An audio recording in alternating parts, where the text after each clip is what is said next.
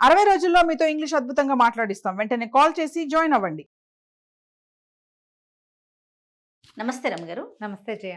రమ్మగారు, నాకు మెసెంజర్లో ఒక మెసేజ్ వచ్చిందండి. మనం రకరకాల కథలు మీరు చెప్తూ ఉంటారు కదా, మరుగుజ్జుల కథలు చెప్పించండి జయ గారు, ఖచ్చితంగా రమ్మగారితో చెప్పించండి అనేసి అన్నారు. బహుశా మరి మీకు కూడా మెయిల్ పెట్టుండొచ్చు. నాకు అనిపించింది అది విన్నాక, ఆవిడకి ఏమన్నా ఇబ్బంది ఉందో, లేకపోతే ఎవరినైనా చూశారో, లేకపోతే ఎవరినైనా ఇన్స్పైర్ చేయటానికి, ఓకే వీళ్ళు కూడా హ్యాపీగా ఉండాలి అని మీ ద్వారా ఏమైనా కథల రూపంలో చెప్పించాలని అట్లా ఏమైనా అనుకుంటున్నారేమో. ఎందుకంటే స్పెసిఫిక్గా ఫస్ట్ టైం ఇలా చిన్నపిల్లలకి సంబంధించినవి చెప్పండి, లేకపోతే వైఫ్ అండ్ హస్బెండ్ రిలేషన్ మీద ఇట్లా చూస్తుంటాం కదా. మరుగుజ్జుల కథలని స్పెసిఫిక్గా అనేసరికి నాకు అట్లా అనిపించిందండి. అసలు స్టోరీలు ఉంటాయా వాళ్ళ మీద సపరేట్గా? ఉన్నాయి. మనకి ఉన్నాయండి. పాత చందమామ కథల్లో కనపడతాయి జయ, మరుగుజ్జుల కథలు అని ఆహా, ఉన్నాయి. 2000 కథలో పాత్రలు కాదు, కథలే వాళ్ళ గురించి. వాళ్ళ గురించి బాగుందండి. వాళ్ళవి 2-3 కథలు ఉన్నాయి. ఒకే పెద్ద కథలో ఒక 4 చిన్న కథలు ఉన్నాయన్నమాట. 2 కథలు ఇవాళ, 2 కథలు ఇంకోసారి చెప్తాం తప్పకుండాను. పూర్వం అంటే ఇది మన దేశపు కథగా మనకి కనపడదు జయ. ఆల్ప్స్ పర్వతాలు ఎక్కడో అవి. ఈ ఆల్ప్స్ పర్వతాల సానువుల్లో మరుగుజ్జులు కనపడేవారట. ఆల్ప్స్ పర్వతంలో రత్నాలు దొరికేవి. ఆ రత్నాలు వెతుక్కోవటానికి వచ్చేవాళ్ళట మరుగుజ్జుల వాళ్ళు. ఎక్కడి నుంచో వచ్చేవాళ్ళు. వాళ్ళది ఒక ప్రత్యేకమైన రాజ్యమని, బాగుంది. వాళ్ళు చాలా అత్యద్భుతంగా ఉంటారని, వాళ్ళు ఇట్లా మనుషుల మధ్యలోకి అప్పుడప్పుడు వస్తూ ఉంటారు. ఈ ఆల్ప్స్ పర్వతాలు ఏంటంటే చలి పెరిగాక మానేసేవాళ్ళు. చలి మంచు పడుతుంది అక్కడ. అదేలే. ఆ మంచు పడని 6 నెలల కాలం పాటు మాత్రం వీళ్ళు వస్తూ ఉండేవాళ్ళు.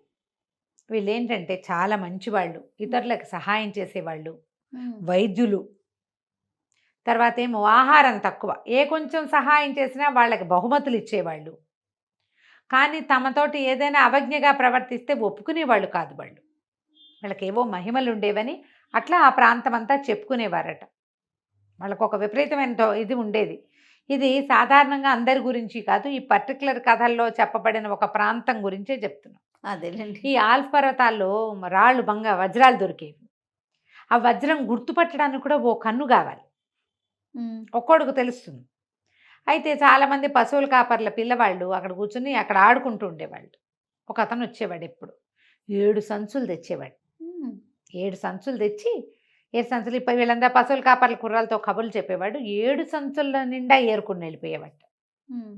ఓసారి అతను సంచులు తెచ్చి అక్కడ పెడితే వీళ్ళల్లో ఒకటి సంచి తీసి దాచేసాడు. దాచేస్తే దాన్ని చూసుకున్నాడు, మరుగుజ్జు అతను చూసుకున్నాడు. నా 6 సంచులు ఏమైనా 7వ సంచి లేదు. నా సంచి ఎక్కడుంది అనితే మాకు తెలియదు అంటే, మాకు ఊరికే ఏడిపించడానికి పిల్లలు కొంటెతనానికి చేస్తారు కదా, మాకు తెలియదంటే మాకు తెలియదు అన్నట్టు. అనేసరికల్లా మీ అంతటి మీరు తెచ్చిస్తారని నేను తెచ్చుకోనా అన్నట్టు. మేమేం తీయలేదు, మాకు తెలియదంటే వీళ్ళు ఎక్కడో దాచిపెడితే అతను వెళ్ళి కనుక్కొని తెచ్చేసుకున్నాడు. దాంతో భయం వేసింది వీళ్ళకి. వాడికి అంటే వేరే కన్ను ఉంది, అదేలే శక్తి ఉంది ఏదో, దాంతో బెదిరారు. కాకపోతే వాళ్ళందరూ నిశ్శబ్దంగా ఉండిపోయి మాట్లాడడం మానేశారు, భయం వేసి.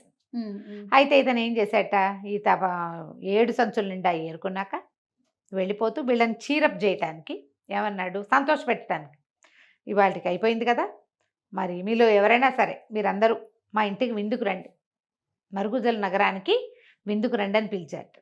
పిలిస్తే వాళ్ళు అంటున్నారు, అమ్మో వీడు చాలా ప్రమాదకారి, మనం దాచిపెట్టింది చూడకుండా కూడా కనిపెట్టేశాడు, వీళ్ళింటికి వెళ్తే ఈ కొంప మునిగిపోతుంది. ఎవ్వరూ వెళ్ళలేదట. కానీ వాళ్ళల్లో ఒకడు, వాడికి ఒక తెంపరతనం ఉంది, వెళ్ళాలనుకున్నాడు. అందరూ ఇళ్ళకి వెళ్ళిపోతే పశువులు తోలుకుని మంచు పడ్డం మొదలు పెట్టేసరికల్లా జనం అంతా ఈ గడ్డిగాదం అయిపోతుంది కదా, ఈ గొర్రెలు తోలుకుని వెళ్ళిపోతారు. ఆ గొర్రెలు చలికాలం అన్నాళ్ళు ఇళ్లలోనే ఉంటాయి, ఆ గొర్రెలతోటే వీళ్ళు బతుకుతారు. అందరూ పశువుల కాపర్లంతా దిగెళ్ళిపోతే ఇతను ఆల్ప్స్ పర్వతాలన్నీ దాటుకుంటూ దక్షిణం వైపుగా ప్రయాణం చేసి కష్టపడి మరుగుజ్జుల నగరానికి చేరేట. ఆ కాపర్ల కుర్రవాడు చేరితే అది చాలా పెద్దదిట ఆ నగరం. తెల్లటి బురుజులు, ఎంత బాగుందో, పెద్ద గేటు. ఆ గేటు తీయటానికి 30 మంది ఉన్నారు. అతిథులందరినీ రాణిస్తారట లోపలికి. లోపలికి వెళ్ళాక తెల్లబోయాడు వీడు, కుర్రాడు. అతని పేరు తెలీదు. అందరూ ఒకేలా ఉంటారు, అందరూ ఒకే సైజులో ఉంటారు కదా, 2 అడుగులే ఎత్తు వాళ్ళది. ఎట్లా గుర్తుపడతాం? అట్లా తిరుక్కుంటూ ఉన్నాడు. తిరుగుతూ ఉంటే వెనకాల నుంచి ఒకళ్ళ చేత్తో ఇట్లా తట్టితే ఇటు తిరిగితే ఆశ్చర్యపోయేట. పశువుల కాపరందరూ కులాసాగా ఉన్నారా అని అడిగాడు. ఇతనే. ఆ, ఆ. ఎంత ఖరీదైన పట్టుబట్టలు కట్టుకున్నాడు. అక్కడికి వచ్చేటప్పుడు అతను పాత బట్టలు వేసుకుని 7 సంచులు చంకలో పెట్టుకుని చలికి చిత్రమైన బట్టలు వేసుకుని వచ్చేవాడు. ఇక్కడ చూస్తే నగలు పట్టుబట్టలు కట్టుకుని ఎంత బాగున్నాడోట. అక్కడి నుంచి పశువుల కాపరి కుర్రాడు అతనితో కలిసి వాళ్ళ ఇంటికి వెళ్ళాడు. ఎన్నో రకాల పదార్థాలు వడ్డింపించి భోజనం పెట్టించాడు. రోజు విందులే. ప్రతిరోజు స్నేహితులను చూపిస్తాడు, అక్కడికి ఇక్కడికి తీసుకెళ్తాడు, ఆటలు ఆడిస్తాడు. ఎంతో సరదాగా ఎన్ని రోజులో ఉండిపోయాడు వాళ్ళతో పాటు విందులు చేస్తూ వీడు ఈ కుర్రాడు.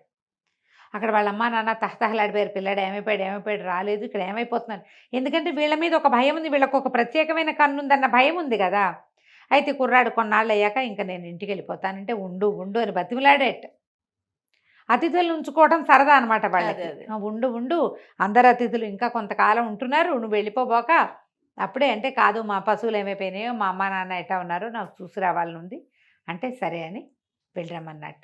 బయటికి తీసుకొచ్చి దించి ఇంటికి వెళ్ళమన్నాడు. అయితే వెళ్ళేటప్పుడు ఊరికే పంపించలేదుట.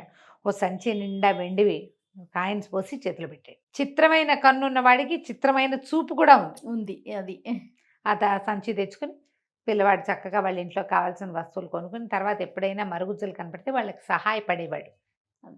ఇదో కథ. ఇంకో కథ చెప్తాం ఇందులోనే. పూర్వం అంటే ఒక పిండి మర వ్యాపారి ఒక అతను ఉండేవాడు. పిండి వ్యాపారి అయితే మార ఉండేది. ఒకనాడు వాళ్ళ వాకిట్లో ఒక మరుగుజ్జు అతను వచ్చి పిండి మరవాడు దురాశపరుడు, అంత మంచివాడు కాదు. పాపం ఆయన భార్య ఎప్పుడూ అనారోగ్యంగానే ఉండేదట. వాళ్ళకు ఒక పిల్లాడు ఉన్నాడు. వీళ్ళ వాకిట్లోకి వచ్చిన ఈ మరుగుజ్జు అతను ఆమె అంత పిండివు 4 రొట్టెలకు సరిపడా అని అడిగితే, ఆ పోపో మేము ఇక్కడ పోసు కూర్చున్నావా, డబ్బులు ఇవ్వకుండా నేనేమి ఇవ్వను అన్నాడు. అంటే ఇతను వజ్రాలు ఏరుకోవడానికి వచ్చాడు. ఓహో, డబ్బులు లేవు అతని దగ్గర. ఎవరైనా సహాయం చెయ్యాలి, తర్వాత ఏదో చేస్తాడు వెనక్కి తిరిగి ఇవ్వనన్నాడు. ఇవ్వననేసరికల్లా ఈ కుర్రాడు ఒక 15-24 ఏళ్ల వాడు వాళ్ళ నాన్న అటు తిరుగుంటే వీళ్ళకి ఎంత ఆహారం కావాలి, వాళ్ళ రొట్టెలు ఎంత ఉంటాయి, మన రొట్టెలు ఎంత ఉంటాయి, వాడి రొట్టెలు ఇంతే ఉంటాయి. ఏం చేసేట 4 గుప్పెళ్ళ గోధుమ పిండిని చిన్న సంచిలో పోసి మూట కట్టి చేతులు పెట్టాడు రొట్టెలు చేసుకోవడానికి. ఆయన సంతోషంగా వెళ్ళిపోయాడు. తర్వాత ఒకరోజు వచ్చి నేను మా ఇంటికి వెళ్తున్నాను, నువ్వు నాతో రా, మా ఆతిథ్యం తీసుకుందు కానీ అని చెప్పి తీసుకెళ్ళాడు. కుర్రాడికి సరదా వచ్చింది వెళ్దామని. వెళ్ళేసరికల్లా ఒక చెట్టు తొర్రలోకి తీసుకెళ్ళాడు. చెట్టు తొర్రలు ఎంత ఉంటాయి, ఆ 2 అడుగులు వాడు పడతాడు, ఈ 5 అడుగుల 14 ఏళ్ల పిల్లవాడు పడతాడు. కానీ వంగి వచ్చేయి లోపలికి అన్నట్టు. వంగి వస్తే బయటికి చెట్టు తొర్రలా కనపడుతుంది. లోపల ఎంత పెద్ద ప్రాంగణం ఉందోట. వాళ్ళ చెట్టు తొర్రలోంచి బయటకు వస్తారు. వాళ్ళ ఇల్లు వాకిళ్ళు ఎవరికీ కనపడవు. ఎంత పెద్ద ప్రాంగణమో, ఎంత మంది తిరుగుతున్నారో అక్కడ. అందరి బోళ్ళని రకాల చెట్ల నిండా పళ్ళు, కాయలు, పువ్వులు, రంగులుగా అందరూ రంగుల బట్టలు కట్టుకుని గెంతుతున్నారు, నాట్యాలు చేస్తున్నారు, సంగీతాలు పాడుతున్నారు, చదరంగం ఆడుకుంటున్నారు. కొంతమంది కూర్చుని విందు వినోదాలు బోళ్ళని తింటున్నారు, తాగుతున్నారు, పరుగులు పెడుతున్నారు. అబ్బో ఎంత సంతోషంగా ఉందో. ఈ కుర్రాడు వాళ్ళందరితోటి, ఈ పిండిమర కుర్రవాడు ఆడి పాడి ఎంతో సంతోషంగా ఉన్నాడు. రోజులు గడిపేశాడు వాళ్ళతోటి. అయితే ఒకనాడు ఇంటికి వెళ్తానంటే ఇతను ఏం చేశాట, ఈ మరుగుజ్జు అతను చెట్టెక్కి ఓ పండు కోసి చేతిలో పెట్టాడు. అబ్బాయి, ఈ పండేమో మీ అమ్మని తినమను. ఒక కాయ కోసాట. ఈ కాయ ఏమో మీ నాన్నకి ఇవ్వు, నువ్వేమో ఈ ముత్యాల దండ వేసుకో మెళ్ళో అని ఒక చాలా ఖరీదైన ముత్యాల దండ పిల్లాడి మెళ్ళో వేసాట. నీకు అంతా మేలే జరుగుతుంది, నువ్వు ఎంతో మంచివాడివి. పండు మీ అమ్మకి, కాయ మీ నాన్నకి, ముత్యాల దండ నీకు అన్నాడు. అక్కడి నుంచి బయటికి తీసుకొచ్చి, మనం ఎంత దూరం వచ్చామో నీకు తెలియదు నాయన, ఇక్కడి నుంచి చెట్టు తొర్రల నుంచి బయటికి వెళ్ళాక విశ్రాంతి తీసుకో, బాగా చాలా దూరం ప్రయాణం చేసావు, ఆటల్లో నీకు తెలియటం లేదు, విశ్రాంతి తీసుకున్నాక నిదానంగా నడిచి ఇంటికి వెళ్ళిపో, గొలుసు లోపల వేసుకో, ఎవరికి కనపడకుండా అని చెప్పాడు. చెట్టు తొర్రల నుంచి బయటకు వస్తే ఎంత దూరం ఉందో వాళ్ళ ఊరు. అయ్యో, వాడు పడుకుని లేచి నడుచుకుంటూ మొత్తానికి ఇంటికి పోయాడు. ఇంటికి పోయాక ఆ పండు ఎత్తి వాళ్ళమ్మ చేతిలో పెట్టాడు. అమ్మ మరుగుజ్జు ఆయన నీకు ఇవ్వమన్నాడే, ఆ పండు తినమే అంటే ఆవిడ వంగిపోయి ముక్కుతూ మూలుగుతూ ఉండేది.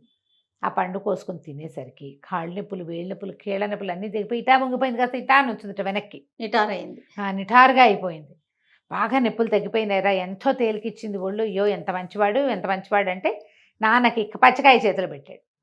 నాన్న ఈ కాయ నీకు ఇమ్మన్నాడు నాన్న అంటే, ఆ కాయ అయితే బాదం కాయల్లే ఉంది. దాన్ని మన పచ్చడి బండ పెట్టి మన గుర్రాయి పెట్టి పగలు కొడితే ఆ లోపల గింజల బదులు వజ్రాలు ఉన్నాయి. చాలా సంతోషంగా ఆవిడ ఆరోగ్యం బాగుపడింది. ఇతనికి కావాల్సిన వజ్రాలు వచ్చినాయి. పిల్లడు ఆ ముత్యాల దండ వేసుకుని చక్కగా ఆరోగ్యంగా బలంగా ధైర్యంగా హాయిగా ఉండేవాడట. కథలు చూడు ఎంత వింతగానే. ఆవిడ బహుశా ఎప్పుడో చిన్నప్పుడు వినుంటారు, అందుకని మళ్ళీ విందామని అడుగుంటారు. 2 కథలు చెప్పాం కదా, ఇంకో 2 కథలు ఉన్నాయి. మనం ఇంకొకసారి చెప్పుకుందాం వాటిని. తప్పకుండా రమ్మగారు. నమస్తే. నమస్తే జీ.